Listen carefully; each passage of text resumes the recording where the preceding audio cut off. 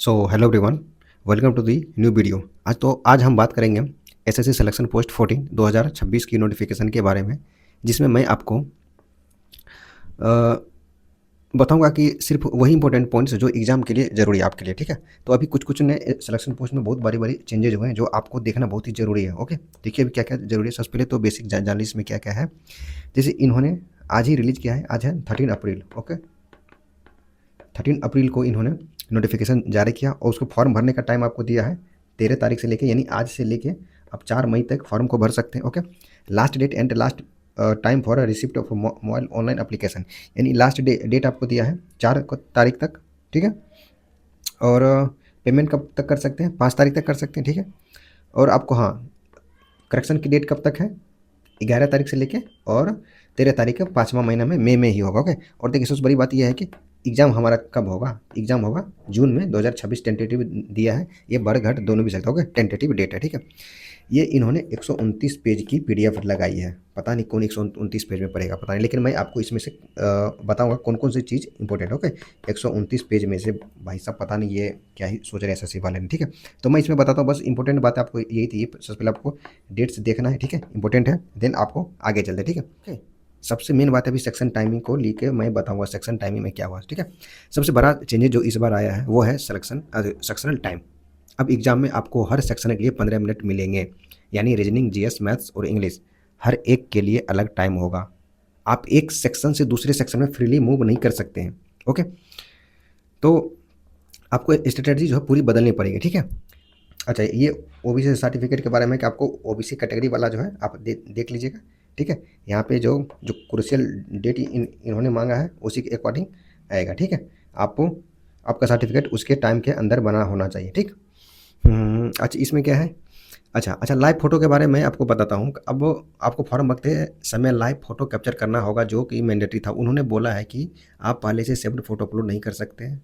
अगर फ़ोटो गलत हुआ तो फॉर्म रिजेक्ट भी हो सकता है। ठीक है, और उसके बाद सिग्नेचर के बारे में भी इन्होंने बताई है। अच्छा देखिए यहाँ पे क्या है, हाँ यहाँ पे है कि आपको एज रिलैक्सेशन के बारे में। ठीक है, एज रिलैक्सेशन क्या है? SC ST को 5 साल, ओबीसी के लिए 3 साल, PWD कैंडिडेट के लिए 10 साल, और ओबीसी जो PWD वाले हैं वो 13 साल है, और PW SC ST वाले जो है उनके लिए 15 साल है। ठीक है, यहाँ पे इन्होंने बताया हाउ टू अप्लाई, ये सिखाएंगे हमें अब हाउ टू अप्लाई। ठीक है, हाउ टू अप्लाई देखिए यहाँ पे।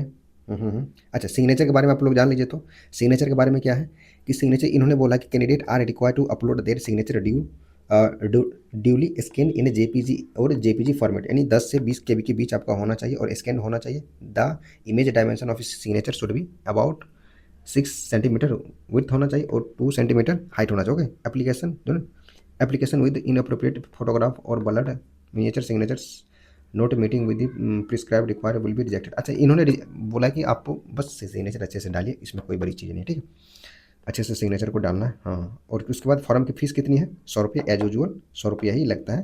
ठीक है, फॉर्म के दाम 100 रुपया। ठीक है, चलिए आपको मेन पॉइंट पे लेके चलते हैं। क्या ये रहा स्कीम ऑफ द एग्जाम, आप जान तो लीजिए स्कीम क्या है एसएससी वालों की। ठीक है, स्कीम क्या है?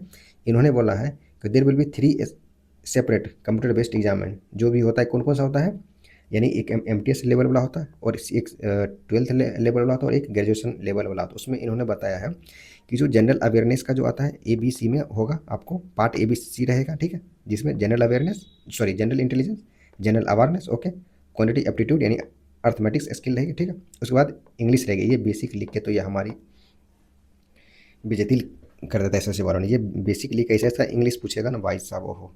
उसमें देखिए उसके बाद क्या है, 25 क्वेश्चन रहेंगे, सब सारे के 25 क्वेश्चन रहेंगे, और एज यूजुअल जैसे कि एक क्वेश्चन 2 नंबर का था वैसा ही रहेगा। बट इधर तो देखिए टोटल टाइमिंग रहे 1 घंटे का आपका एग्जाम होगा, 60 मिनट का, लेकिन with A sectional timer of 15 minute for each part. आपको प्रत्येक पार्ट के लिए 15 मिनट का टाइम रहेगा, यानी आपको 15 मिनट में रीजनिंग भी करना पड़ेगा, 15 मिनट में आपको GK GS करना पड़ेगा, 15 मिनट में आपको मैथ्स करना पड़ेगा, और 15 मिनट में आपको इंग्लिश करना पड़ेगा।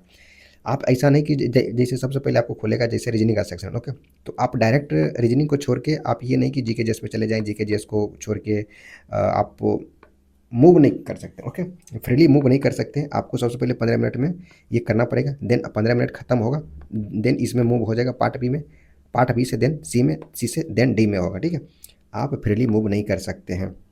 ये इसकी मेन बात थी। ओके, पता नहीं ये अब सीजीएल में क्या करेंगे, I don't know. There will be negative marketing of 0.5 marks of each wrong answers.